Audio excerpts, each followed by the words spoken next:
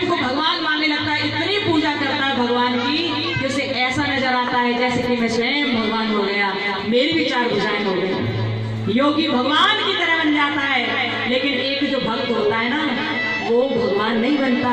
भक्त की भक्ति में इतनी शक्ति होती है कि वो भक्त उस 4 भुजाधारी को 2 भुजाधारी बना देता है, और कभी अपने गर्भ में तो कभी अपने मन में और कभी अपने तन में बसा लेता है। इतना अंतर है भक्त में और योगी में। तो अब बताओ, योगी बड़ा हुआ या भक्त बड़ा हुआ? भक्त बड़ा हुआ ना प्यारे। यदि आप किसी से प्रेम करते हो, आप किसी से प्रेम करते हो, चाहे वो आपके माता पिता हो, बाहर का कोई व्यक्ति हो, भगवान हो, कोई हो, यदि आप किसी से प्रेम करते हो और वो आपके प्रेम में ऐसा रंग जाए कि आपकी हर बात मानने लगे, आपसे बहुत प्यार करने लगे, आप उसे अच्छी बात बताओ वो सब मान जाए, जब वो आपका जैसा होने लगे तो समझ लेना कि आपके संस्कार बहुत मजबूत हैं, आपके संस्कार बहुत दृढ़ हैं, और आपके वो संस्कार उस पर हावी हो गए और उन संस्कारों ने उसे आपका जैसा बनाने पर मजबूर कर दिया। क्योंकि वो आपका जैसा बन गया है ना, तो आपके संस्कार उस पर भारी पड़ गए, उसके संस्कार हल्के पड़ गए। लेकिन प्यारे, जब आप किसी दूसरे के अधीन हो जाते हो, प्रेम आपने किया लेकिन वो जो कह रहा है आप वैसे ही चल रहे हो, वैसे ही घूम रहे हो, उसने कहा मर जा तो मर गए, उसने थोड़ा सा धोखा दे दिया तो फांसी पर झूला झूल गए, तो आपके संस्कार कहाँ गए? भट्टी में झोंक दिए क्या? कहाँ चले गए? अच्छे कर्म करो, भगवान का स्मरण करो, दृढ़ निश्चित होकर जीवन जियो, और ऐसे संस्कारों में दृढ़ संकल्प लाओ कि सामने वाला बंदा आपके संस्कारों के सामने झुक जाए और कहे कि तुम सत्य हो। यदि आप वास्तव में सही हो तो ऐसा नहीं कि बुरे कर्म कर रहे हो, दूसरे को इन्वॉल्व कर रहे हो, खुद भी मरोगे। कहता है साहब हम तो मरेंगे लेकिन तुम्हें भी ले डूबेंगे, तो ये काम नहीं करना है, ये नहीं करना। अच्छे करो। अच्छे का मतलब ये नहीं होता कि हमें अच्छे लगे केवल, अच्छे का मतलब ये होता है कि हमारे किसी भी काले से दुनिया का अधिकाधिक भला हो। हम कोई काम करें, उस काम से किसी का बुरा ना हो, कोई परेशान ना हो, वो है अच्छे काम का वर्णन, वो है अच्छे काम की परिभाषा कि आप जो भी कुछ करो लेकिन सबका भला होना चाहिए, अधिकाधिक लोगों का भला होना चाहिए। सबका तो कहना उचित नहीं होगा, क्योंकि भगवान का नाम भी लेते तब भी 2-4 लोग तो चिड़ चिड़ के बैठ जाते हैं। अलग बैठते कि नहीं बैठते? कहीं कथा भागवत भी हो रही होती है, किसी से कहो ये कथा हो रही है सुन जाना, बहुत से कहेंगे बेटा टाइम नहीं, कैसे सुन जाए? अरे एक बात बता, जब तू मरेगा तब टाइम कहाँ से आएगा? तब कहाँ से आएगा? विदेश से टाइम लाएगा कि तूने किसी डिब्बे में टाइम को बंद करके रखा है, तब उसे खोल कर दिखाएगा कि ये टाइम है। प्यारे, एक बात कहते हैं time and time wait for none. समय और ज्वार भाटा किसी का इंतजार नहीं करता, ये काल चक्कर है, घूमता जाएगा घूमता जाएगा घूमता जाएगा, और कब हम इसके चक्कर में पड़ जाएं कोई नहीं जानता, कोई नहीं जानता। इसलिए प्यारे, जितनी क्षण बची है, जितने जिंदगी के क्षण बचे हैं, उसे प्रेम से जी ले। प्रेम से कैसे जियोगे? जब भगवान के नाम में थोड़ा ध्यान करोगे। कमाते तो जिंदगी भर हो, लेकिन 7 दिन भगवान की सेवा करके इस हरि नाम संकीर्तन को कमा लो, हृदय में रखो इसे, ये जरूरी है प्यारे।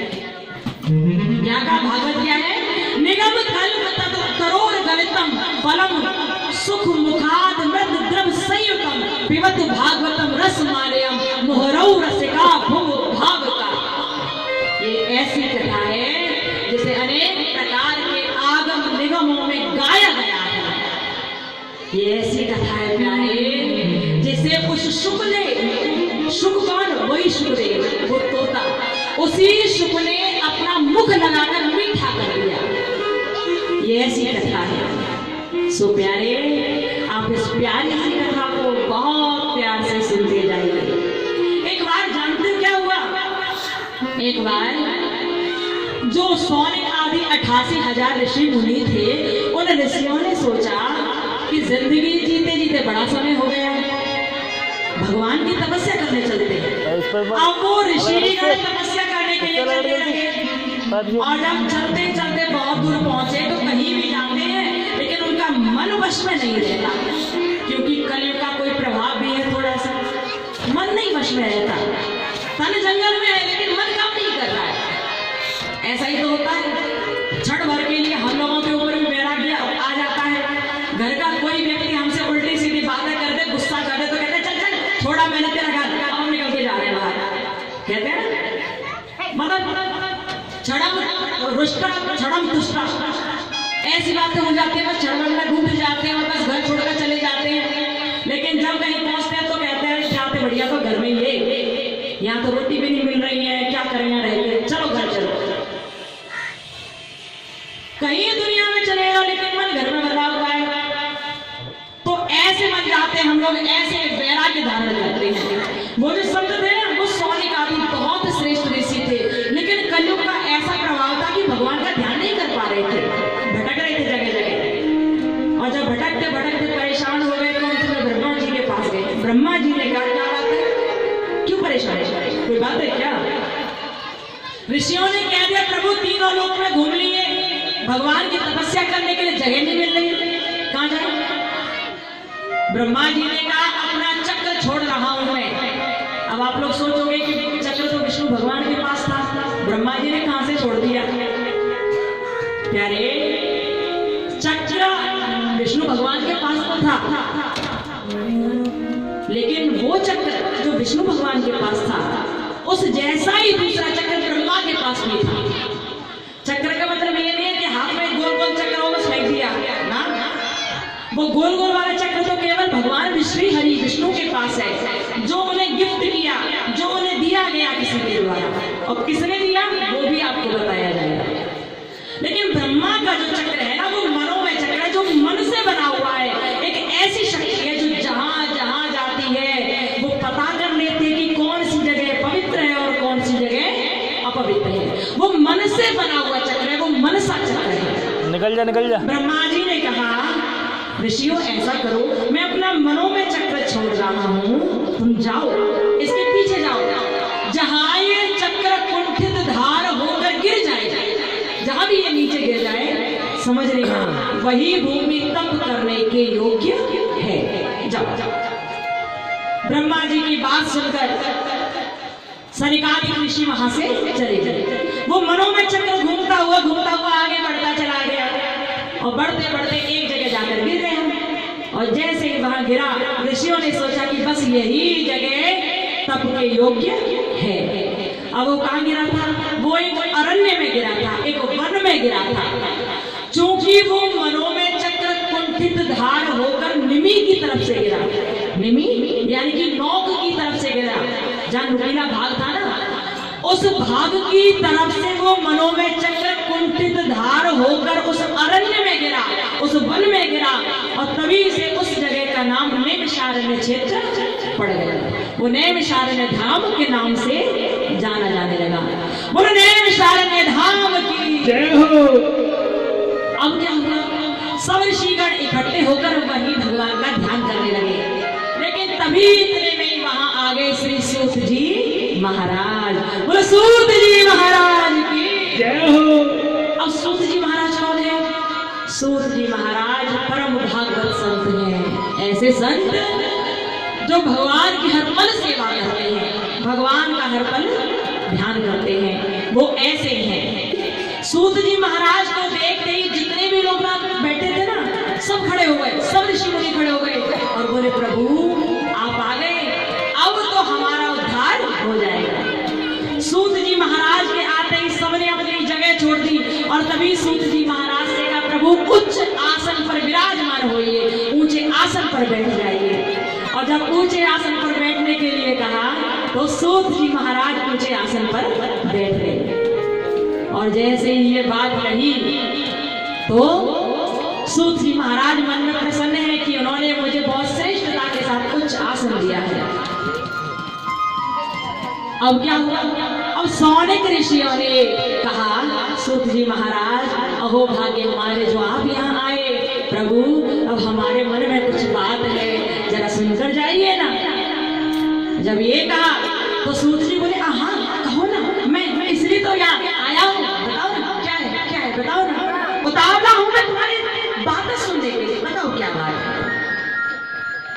सुनकर सौनक ऋषियों ने कहा, भगवान कलयुग में बहुत पाप हो रहे हैं, बड़ा बुरा हो रहा है प्रभु। हम चाहते हैं, हम ये समझना चाहते हैं आपसे कि जैसे जैसे कलयुग बढ़ता जाएगा तब कैसे कैसे लोग होंगे और लोगों का उद्धार कैसे होगा, हम ये जानना चाहते हैं। प्रभु हमारी मुक्ति का मार्ग कैसे मिलेगा, हम ये जानना चाहते हैं। हमारे मन में बड़ी शंका है, बैठो ना, हमारे मन में बड़ी शंका है, कैसे सब कुछ ठीक हो पाएगा, हमें समझ नहीं आता। और जब ये कहा तो ये सुनकर सूत जी महाराज बोले, क्यों परेशान हो, जिसने जगत को रच दिया उसने अपने आप कुछ ना कुछ सोच रखा है। जिस भगवान ने हमें भेजा है ना, वो हमारा इंतजाम भी कर कर भेजता है।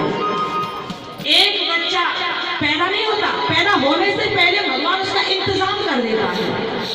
देखा है ना आपने, एक माँ जब बालक को अपने गर्भ में धारण करती है तभी माँ के स्तनों में दूध आने लगता है, क्योंकि वो माँ अपने बच्चे के लिए भोजन का इंतजाम कर रही है। माँ कोई साधारण नहीं होती, माँ भगवान का ही रूप होती है।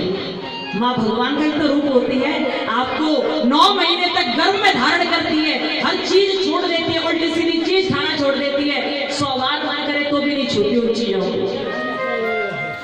आपके लिए भोजन पानी का इंतजाम वो करती है। प्यारे, माँ के रूप में भगवान ही आपके साथ बसते हैं, याद रखना। माँ भगवान तो है, कोई और नहीं है। जब सौनक आदि ऋषियों ने कहा, प्रभु बताए ना कि क्या होगा कलयुग के लोगों का, सूत जी कहने लगे, हाँ बताता हूँ। देखो जैसे जैसे कलयुग बढ़ता जाएगा पाप आगे बढ़ते जाएंगे, पाप और बड़े हो जाएंगे। जब पाप बड़े हो जाएंगे ना तो कुछ ऐसा होगा कि उनका उद्धार करने के लिए कुछ आएगा, कुछ तैयार होगा। अब तो ये सुनकर सौनक ऋषियों ने कहा, क्या तैयार होगा बता दो ना, हम समझ नहीं पा रहे हैं। हमारे मन में 4 प्रश्न आ रहे हैं, आप उन 4 प्रश्नों का उत्तर दे दो बस। सूत जी महाराज, हम 4 प्रश्नों को रखें आपके सामने। सूत जी महाराज ने कहा, हाँ बोलो बोलो, पहले आप सभी मेरे सम्मुख बैठ जाओ। सूत जी ने जब कहा सम्मुख बैठ जाओ, तो जो 88,000 ऋषि मुनि थे वो सम्मुख बैठे। सम्मुख यानी कि मुख के सामने, मुख के सामने बैठे, पीछे नहीं बैठे, साइड में नहीं बैठे, सामने बैठे। क्योंकि जब हम किसी से कथा सुनते हैं तो हमें उसके सम्मुख ही बैठना चाहिए। जो पीछे बैठता है वो चोर माना जाता है, और जो चोरी से भागवत का काम करता है या सुनता है, चोरी से कथा सुनने का फल पूरा कभी नहीं मिलता। इसलिए कभी कथा सुनो हमेशा सामने बैठो, फ्रंट में बैठो, कथावाचक के बिल्कुल सामने बैठो। सूत जी ने कहा सम्मुख बैठो मेरे। सौनक आदि 88,000 ऋषि मुनि सामने बैठ गए, हाथ जोड़कर बोले, प्रभु अब अपने प्रश्न कहें ना। ये सुनकर सूत जी महाराज ने कहा, हाँ कही, क्या बात है बताओ।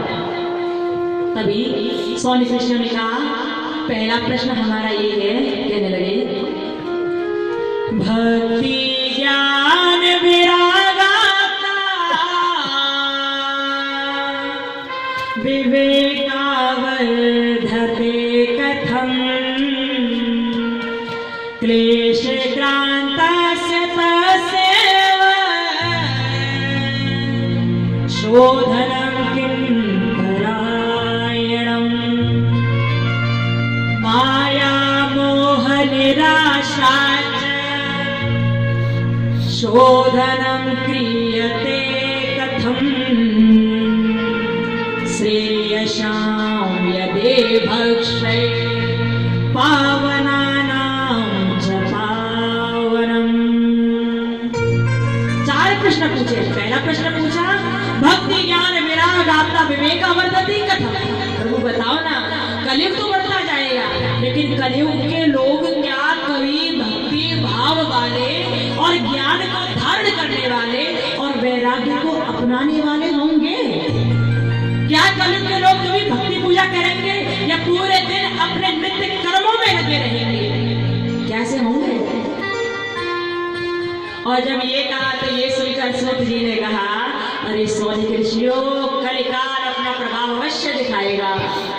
जो कलयुग के आगोश में आकर भी भगवान के नाम का सुमिरन करता रहा, उसे दर दर की ठोकरें उठानी पड़ेंगी, उसे अनेक प्रकार के संकटों में नहीं पड़ना पड़ेगा, और यदि वो संकट में भी पड़ा तो उबर जाएगा झट से, क्योंकि भगवान उसका हाथ पकड़कर उसे बाहर निकाल देंगे। लेकिन प्यारे, ये कलिकाल है, असर तो छोड़कर ही जाएगा। इसलिए जहां तक हो सके, जितना हो सके, भगवान का सुमिरन जो करता रहेगा और करता है, उसे सद्गति प्राप्त होती है। प्यारे, इस समय कुछ लोग ऐसे होते हैं कि कान पर ढोल लगाने बजते रहे, भगवान का नाम लेता रहे, लेकिन वो नहीं आकर ताली भी बजाते, वो नहीं आकर बोलना भी चाहते, और फिर कहते हैं कि भगवान हमारा उद्धार करने नहीं आए हैं। अरे उद्धार करने घर में घुस के करेगा भगवान? बाहर निकल के पूजा करने, ध्यान कर। अब कहे कि सुनना ही तो है, घर में बैठकर काम करते हुए क्यों ना सुन ले हम? काम करने के लिए तो पूरी जिंदगी पड़ी है प्यारे। काम करेगा तो तेरा ध्यान काम में भी तो लग रहा है ना।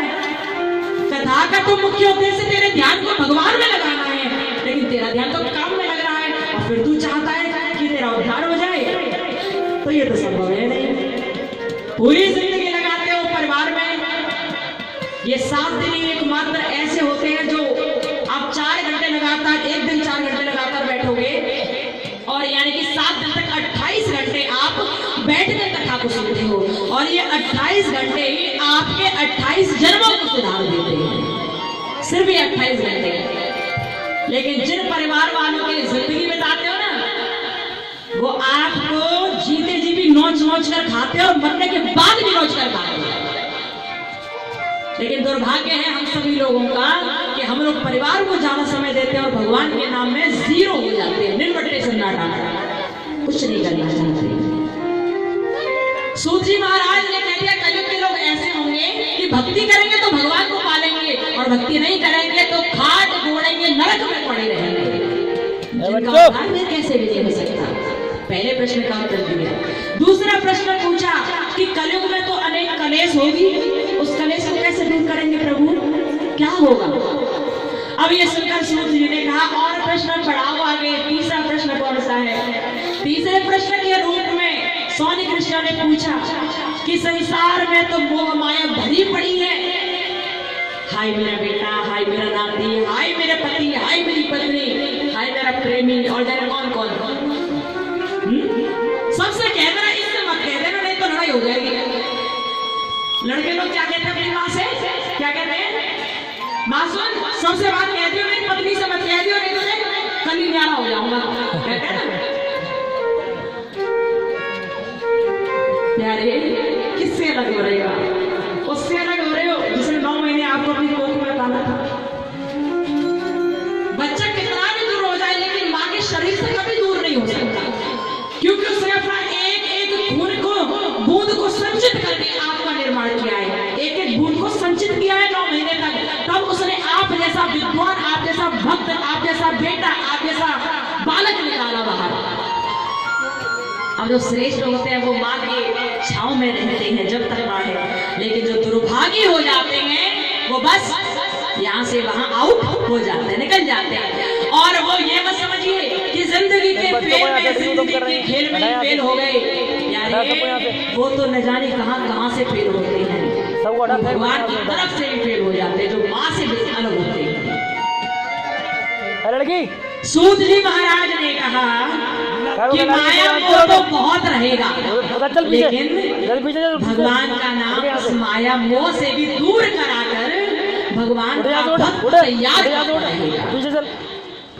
सौनिक ऋषियों ने कहा प्रभु चौथा प्रश्न ये है कि कलयुग के जितने लोग हैं और जो स्वयं को वैष्णव कहते हैं, क्या वो वास्तव में वैष्णव होंगे? क्या वो वास्तव में भगवान का ध्यान करने वाले, राम और कृष्ण को मानने वाले होंगे? हम ये जानना चाहते हैं। अब ये सुनकर सूत जी महाराज मुस्कुराने लगे और बोले ऋषिगणों, आपके हर प्रश्न का उत्तर केवल एक है। वो क्या है? वो है भागवत। क्या है? भागवत। और जैसे ये कहा, ये सुनकर सौनिक ऋषियों ने कहा प्रभु भागवत क्या चीज है, हम तो जानते ही नहीं कि भागवत क्या है। सूत जी महाराज बोले जानने में थोड़ा समय लगेगा, जानने में थोड़ा समय लगेगा, ये भागवत कोई ऐसी चीज तो है नहीं कि लाकर तुम्हारे सामने रख दूं और तुम्हें घोट कर पिला दूं कि लो ये वही भागवत, ऐसा तो है नहीं। ये परमात्मा का नाम है और परमात्मा का नाम सहज में ही समझ आ जाए, इतनी हम लोगों की औकात नहीं, समय लगेगा समझने में। अब सूत जी ने जब ये कहा तो स्वालिक ऋषि बोले हाँ प्रभु समझाइए, हम समझने के लिए ही यहाँ बैठे हैं, प्रभु समझाइए। आपने कहा कि हमारे हर प्रश्न का उत्तर भागवत है, तो बताइए ना कि कैसे है, क्या भागवत सुनने से किसी का उद्धार हुआ और भागवत का मतलब क्या होता है, हम जानना चाहते हैं। जब ये कहा तो सूत जी बताते हैं भागवत का अर्थ क्या है।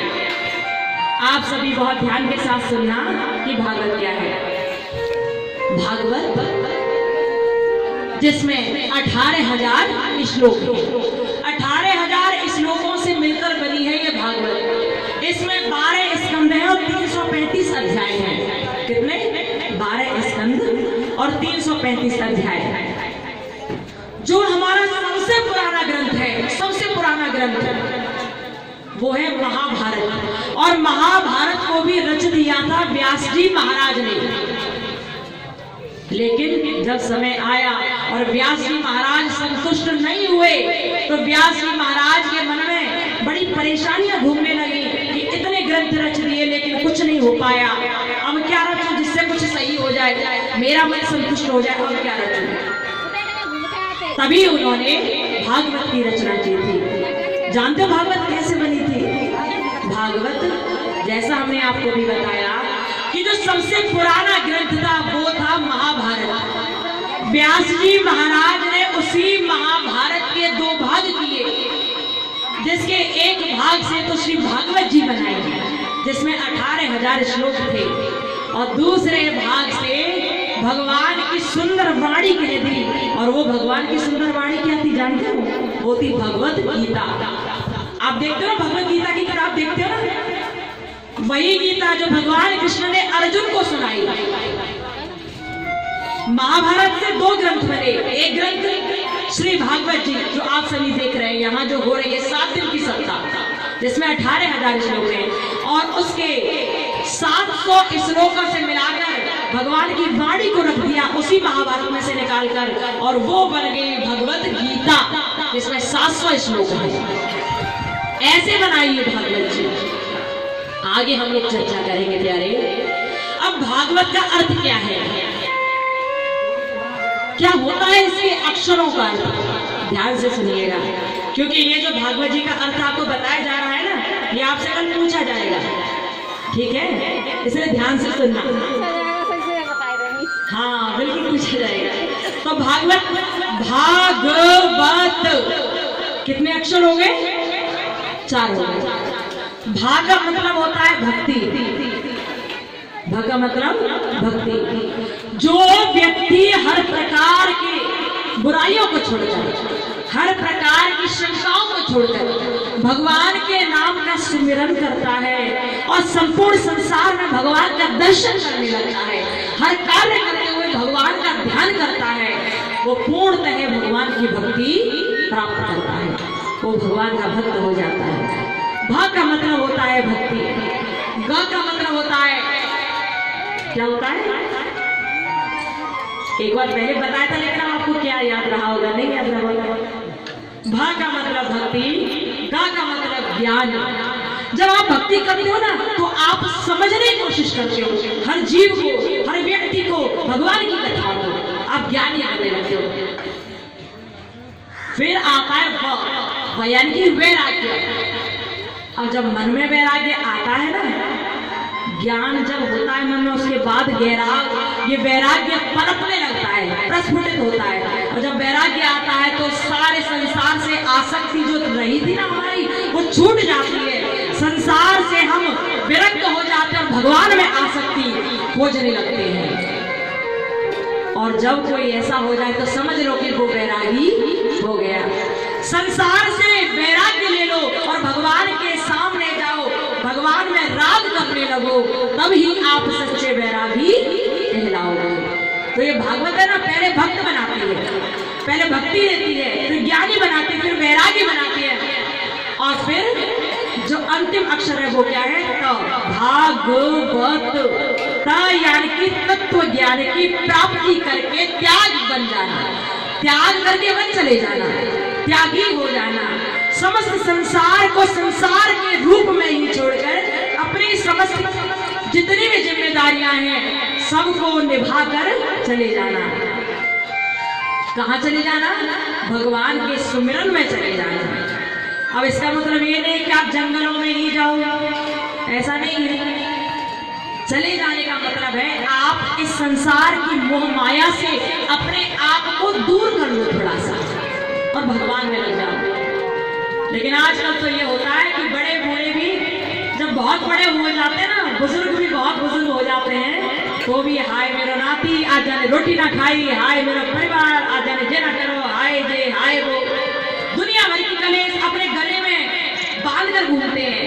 अरे भैया याद रखो, आज हो कल नहीं होंगे, तब भी आपके बिना जीवित रहेंगे। याद रखो, बहुत कहते हो मेरा बेटा, मेरा पोता, मेरा फलाना, मेरा ठिकाना, कोई काम नहीं आता। आए हो अकेले, जाना भी अकेले पड़ेगा। बस आपके संचित और प्रारब्ध के कर्म ही आपके संग जाते हैं और कोई संग नहीं जाता। इसलिए ध्यान करो भगवान का, नाम लो प्रभु का और मस्त रहो, जिंदगी जीते रहो। बोलो राधे राधे। तो ये है भागवत का अर्थ। भागवत, भ यानी कि भक्ति, ग यानी कि ज्ञान, व यानी कि वैराग्य, त यानी कि तत्व ज्ञान की प्राप्ति करके त्याग देना संसार से। ये भागवत का। और भागवत का एक प्यारा सा अर्थ भी है कि भागवत कोई साधारण ग्रंथ नहीं, ये पंचम वेद कहलाता है। आरती में बोलते हैं ना, ये अमर ग्रंथ, ये मुक्ति पंथ, ये पंचम वेद निराला, नवज्योति जगाने वाला। तो ये पांचवा ग्रंथ है प्यारे। भागवत ही एकमात्र ऐसा ग्रंथ है जो अजरता, अमरता, अभयत्व, निराकरण, समाधान सब आपको करके देता है। सब इसमें आपके मन में जितने भी प्रश्न है ना, सबका उत्तर भागवत जी में है। आपके मन में जो भी प्रश्न है, जो भी कोई भी प्रश्न आप सोचना, हर प्रश्न का उत्तर आपको भागवत जी में मिल जाएगा 7 दिनों के भीतर। पूछने की आवश्यकता नहीं पड़ेगी कि इसका मतलब क्या है, अपने आप जान जाओगे। यही तो भागवत की महिमा है प्यारे। और अभी कहा था ना कि भागवत सिर्फ किताब नहीं, भागवत क्या है? प्रत्यक्ष कृष्ण है। बनी ये प्रत्यक्ष कृष्ण है, जो सामने दिख रहा है ये प्रत्यक्ष कृष्ण है, कोई और नहीं है। अब हुआ क्या? सूत जी महाराज ने इस तरह कहा कि भागवत के बारे में मैं तुम्हें बताता हूँ कि क्या हुआ है इससे, कैसे कैसे लोग डर गए। सौनिक ऋषि ने हाथ जोड़े और कहा, हाँ प्रभु, हम जानना चाहते हैं कि भागवत सुनने से किसी का उद्धार हुआ या नहीं हुआ, या आप वैसे ही भगवान की इस भागवत की महिमा मंडन कर रहे हो, हम जानना चाहते हैं। जैसे ही एक सूत जी महाराज कहने लगे, हाँ रुको रुको बताता हूँ, तनिक सब्र तो करो, बताता हूँ। सूत जी महाराज ने कहा, एक बार जानते हो क्या हुआ था? नारद जी मन में सोच रहे थे, सब लोग कहते हैं कि पृथ्वी बहुत सुंदर है। नारद जी ने मन में सोचा और सोचकर पृथ्वी को देखने के लिए चले आए। जब पृथ्वी को आकर देखा तो सुंदर हरियाली छा रही थी, बढ़िया लग रहा था। लेकिन दूसरी ओर बढ़े तो कहीं पेड़ काटे जा रहे थे, कहीं नदियों में गंदगी बहाती जा रही थी, और कहीं घर के पुत्र अपने माँ बाप पर डंडा लेकर खड़े थे, छाती पर डंडा लेकर खड़े थे, अपने माँ के अपने बाप की छाती पर। अरे हमें इतना धन दे दो, नहीं तो हम तुम्हें छोड़ने वाले नहीं हैं, ऐसे खड़े थे। अब तो ये देखकर नारद जी बहुत परेशान। नारद जी ने कहा, बहुत सुना था कि पृथ्वी बहुत सुंदर है, लेकिन यहाँ तो कुछ उल्टा ही चल रहा है, उल्टा ही चक्कर चल रहा है। कहते हैं दूर के ढोल सुहावने लगते हैं, जिसका घर देखा नहीं है भैया उसी का है बस। दूर से तो सब अच्छा लगता है, लेकिन जब वहां जाकर देखो ना, तब पता पड़ता है कि वास्तविकता क्या है, कैसे लोग हैं वो, कैसा रहन सहन है, कितने धनी हैं, कितने निर्धन हैं, कितना प्रेम करने वाले और कितने दुश्मन हैं। हमारे पास रहते ना तभी पता चलता है, दूर से नहीं पता चलता। नारद जी को दूर से पृथ्वी दिख रही बहुत सुंदर, लेकिन जब यहाँ आए तो दुखी हो गए, सिर पकड़ लिया और बोले, अब क्या करूं, कितना बुरा हाल है यहाँ तो स्वर्ग से भी बुरा हाल हो रहा है। मैंने तो सुना था कि स्वर्ग में ही बुरा हाल है, क्योंकि देवताओं की रोज जाते हैं और देवता भागे भागे बोलते हैं। लेकिन वहां से बुरा हाल यहाँ तो अपने ही अपनों को मार रहे हैं, क्या कहा जाए।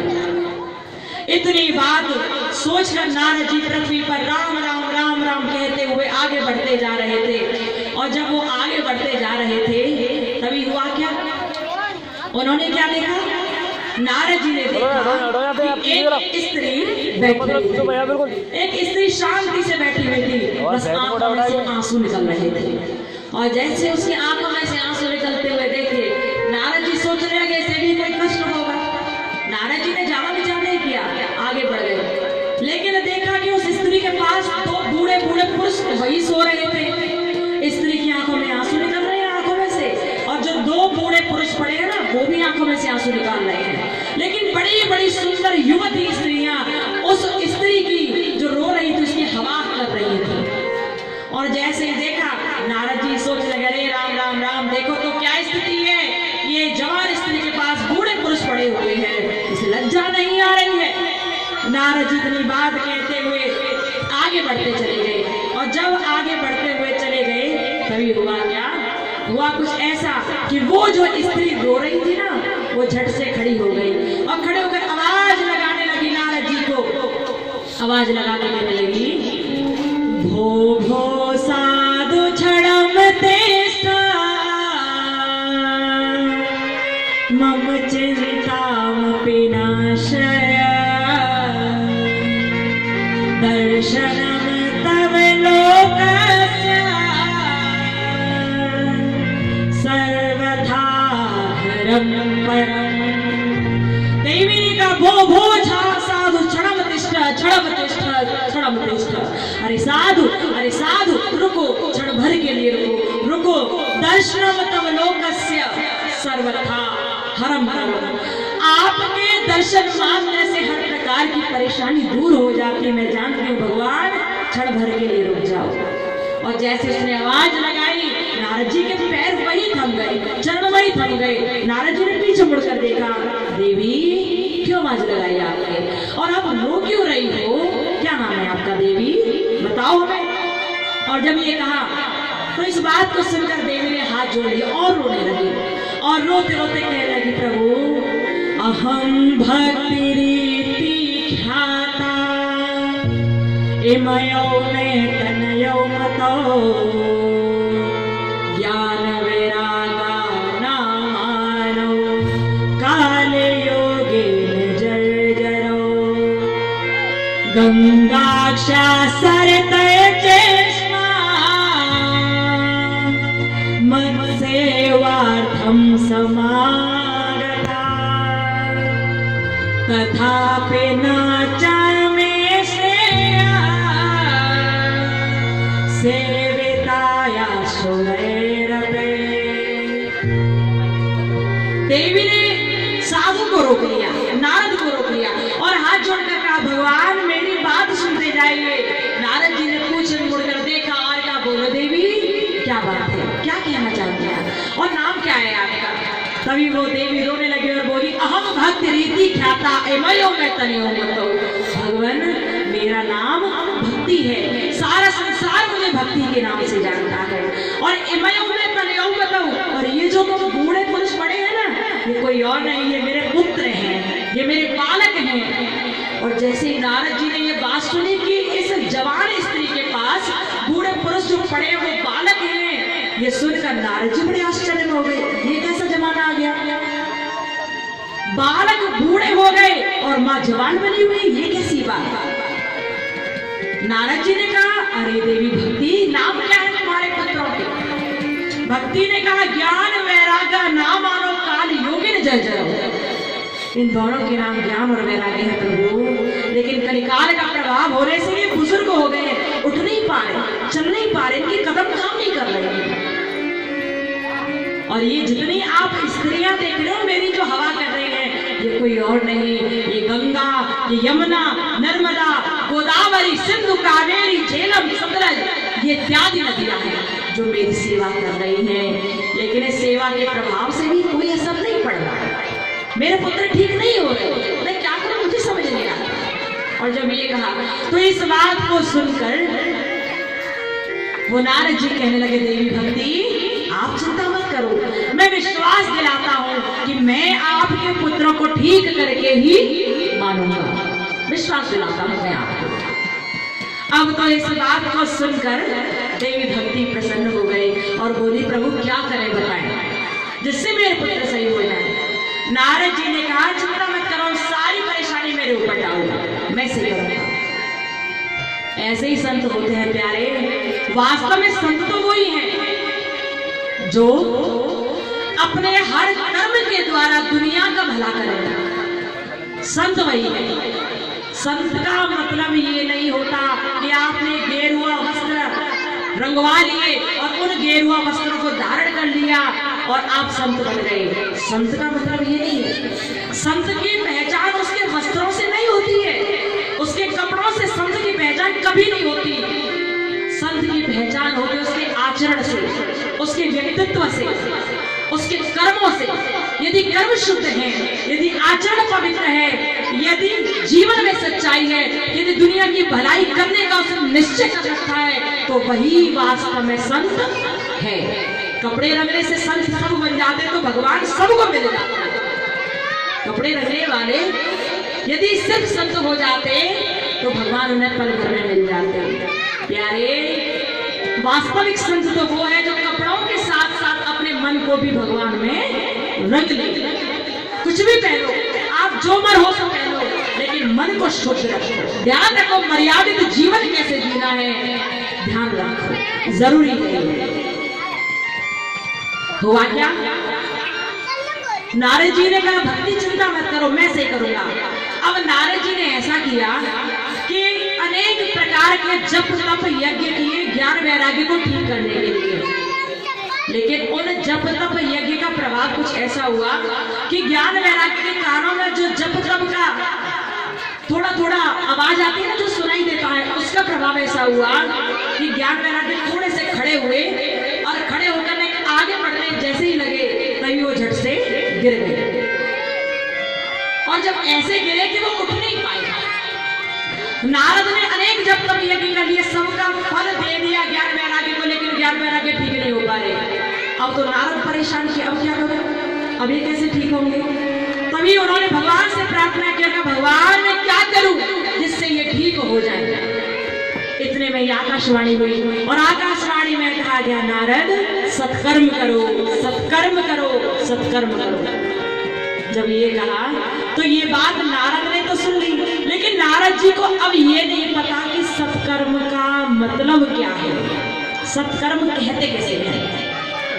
प्यारे, नारद जैसा भगवान का भक्त दुनिया में कोई नहीं है, जो हर पल हर घड़ी नारायण का नाम लेते रहते हैं, एक कदम भी चलते तो भी नारायण नारायण कहते हैं। उन जैसा भक्त दुनिया में कोई नहीं है। लेकिन उसी भक्त को आज ये नहीं पता कि सत्कर्म का मतलब क्या है, सत्कर्म किसे कहते हैं। पर ऐसा हो कैसे गया कि नारद जी को इस बात का अर्थ नहीं पता। ऐसा इसलिए हो गया क्योंकि नारद के भीतर एक अहंकार पनप गया था, एक घमंड आ गया था। नारद जी को ये अहंकार था कि मुझसे बड़ा नारायण का भक्त दुनिया में कोई नहीं है, मुझसे बड़ा भक्त नहीं है कोई दुनिया में। और जब नारद जी को ये अहंकार आया था ना, तो भगवान जी ने नारद जी के अहंकार का दमन करने के लिए उनकी बुद्धि का हरण कर लिया और नारद उस छोटे से शब्द को नहीं जान पाए कि सत्कर्म क्या है। प्यारे, अहंकार तो बहुत बुरा होता है, चाहे फिर वो किसी का हो। एक बात और कहते हैं अति सर्वत्र वर्जते।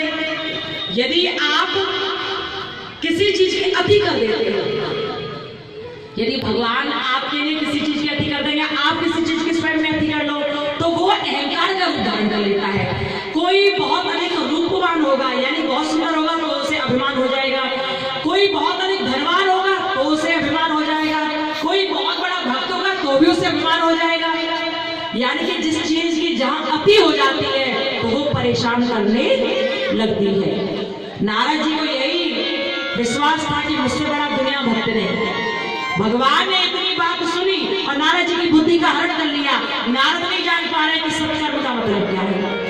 अब तो नारद जी पूरे तीनों लोकों में फिरे, समस्त संसार में भ्रमण करते रहे नारद जी, लेकिन सबसे पूछते रहे कि सत्कर्म का मतलब चंद्रमति से कहते हैं। कोई नहीं जान पाया, कोई नहीं बता पाया। बस जो बताते नारद को समझ नहीं आता। सब लोग कह देते हैं हे नारद जी कैसी बात कर रहे हो आप इतने बड़े विद्वान हो, इतने बड़े श्रेष्ठ भक्त हो, आप फिर भी नहीं जान पा रहे, आप फिर भी नहीं जान पा